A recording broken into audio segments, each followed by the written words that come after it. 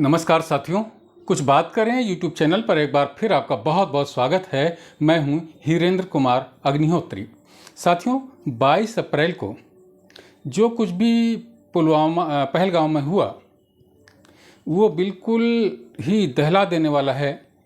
वहाँ पर कुल मिलाकर के 27 लोगों को आतंकवादियों ने मारा। एक खच्चर वाला था और 26 हिंदुओं की धर्म के आधार पर पहचान करके उन्होंने हत्या कर दी।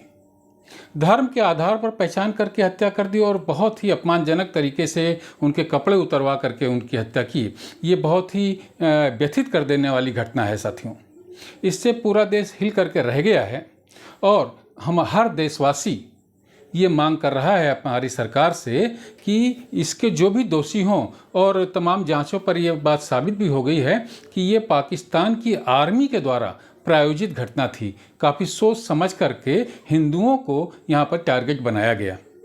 तो ये हमारा हर देशवासी हमारी सरकार से मांग कर रहा है कि इस बार पिछली 2 सर्जिकल स्ट्राइकों की तरीके से कोई सर्जिकल स्ट्राइक ना की जाए, बल्कि एक पूरा का पूरा युद्ध पाकिस्तान के साथ लड़ा जाए और उसकी आर्मी को चोट पहुंचाया जाए, क्योंकि उसकी जो आर्मी है पाकिस्तान की, वो ही इन सारी घटनाओं का, आतंकवाद की जितनी भी घटनाएं होती हैं उसमें पाकिस्तान की सेना ही सम्मिलित होती है। तो इसलिए इस बार बिल्कुल सेना को चोट पहुंचाई जाए। जब उनके सेना के अधिकारी, सेना के जवान हमारी सेना के द्वारा मारे जाएंगे और उनके भी गांवों में उनके अधिकारियों की, उनके सैनिकों की लाशें जाएंगी, तब हमारे हृदय को संतोष पहुंचेगा। और इस तरीके से पाकिस्तान को तोड़ दिया जाए कि दोबारा वो उठने की हिम्मत ना कर सके। हम बहुत इस बात को कहते हैं कि हम पाकिस्तान से बहुत शक्तिशाली हैं, बहुत शक्तिशाली हैं, हमारे पास सेना ज़्यादा है, हमारी सेना की क्षमताएं ज़्यादा हैं, हमारे पास तमाम अस्त्र और शस्त्र ज़्यादा हैं। हम बराबर ये कहते चले आ रहे हैं, लेकिन उनका क्या फ़ायदा अगर हम उसे पाकिस्तान को कंट्रोल ना कर सकें और उसकी इस जो हरकत वो बराबर हमारे साथ करता रहता है उसका उसे मुंहतोड़ जवाब ना दे सकें। पिछली 2 सर्जिकल स्ट्राइक जो हुई उड़ी की घटना के बाद में और पुलवामा की घटना के बाद में, उससे हमारे हृदय को काफ़ी संतोष पहुंचा था। लेकिन इस घटना ने जो 22 अप्रैल को हुई, जिसमें 26 हिंदुओं की धर्म के आधार पर पहचान करके हत्या कर दी गई, उसने बिल्कुल व्यथित करके रख दिया है। इसलिए इस बार हम लोग सर्जिकल स्ट्राइक नहीं चाहते। पूरा देश ये कह रहा है कि ये पूरा का पूरा युद्ध हो, और हमें पूरा विश्वास रखना चाहिए कि प्रधानमंत्री मोदी के नेतृत्व में पाकिस्तान को इस तरीके का सबक सिखाया ही जाएगा, जो दोबारा उठ करके ऐसी हरकत करने का साहस नहीं कर सकेगा। लेकिन साथियों, ये सोचने और समझने की बात होती है कि युद्ध सिर्फ सेनाओं के द्वारा नहीं लड़ा जाता। आज का युद्ध वैश्विक समर्थन हासिल करने के बाद ही लड़ा जा सकता है, और मोदी ने राजनीतिक क्षेत्र में ये कुशलता हासिल कर ली, ये समर्थन हासिल कर लिया कि विश्व के तमाम देश भारत के समर्थन में आ गए हैं कि और इस घटना की निंदा की है जो पाकिस्तान ने हरकत की है। और सबसे बड़ा कदम अभी सेना के आक्रमण करने से पहले ही जो सबसे बड़ा कदम उठाया है हमारे देश सरकार ने, वो ये कि जो उनका सिंधु नदियों का पानी पाकिस्तान में जाने से रोक दिया है। इसको हम लोग सिर्फ सेना के आक्रमण की बात करते हैं। आक्रमण कई तरीके का होता है और कई तरफ से होता है। तो ये जो पानी रोकने वाली नीति अपनाई भारत सरकार ने, इससे वो भूखों मरने लगेंगे, प्यासे मरने लगेंगे, और ये सेना के आक्रमण से कुछ कम आक्रमण नहीं होगा। दूसरी बात है कि प्रधानमंत्री मोदी की जो साख है वो है ही ये कि भारत के शत्रुओं को वो छोड़ते नहीं। इसलिए अगर हमारी सेनाएं मोदी जी के नेतृत्व में पाकिस्तान को कड़ा जवाब नहीं देंगी, तो ये मोदी की जो लीगेसी है, मोदी की जो क्षमता है, नेतृत्व करने की क्षमता, उस पर सीधे सीधे सवाल उठेगा।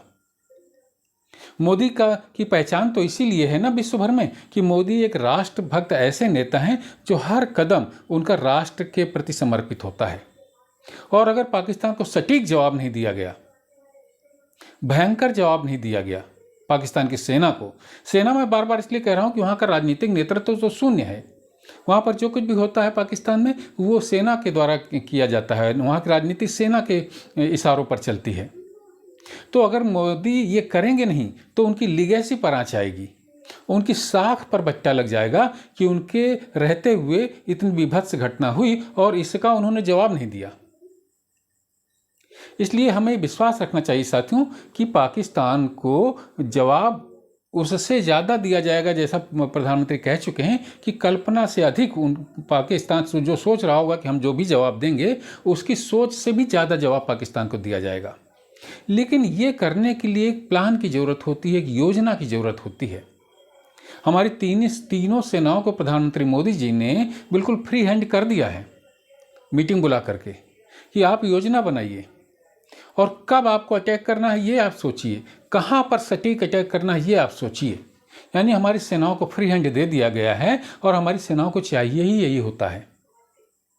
तो इसलिए साथियों हमें अपनी सरकार पर, हमारे प्रधानमंत्री मोदी जी पर और हमारी सेना की क्षमता पर पूरा विश्वास बनाए रखना चाहिए और ये सोचना चाहिए कि इतना बड़ा काम जब हमें करना है पाकिस्तान के खिलाफ में तो वो हड़बड़ाहट में और जल्दबाजी में नहीं हो सकता।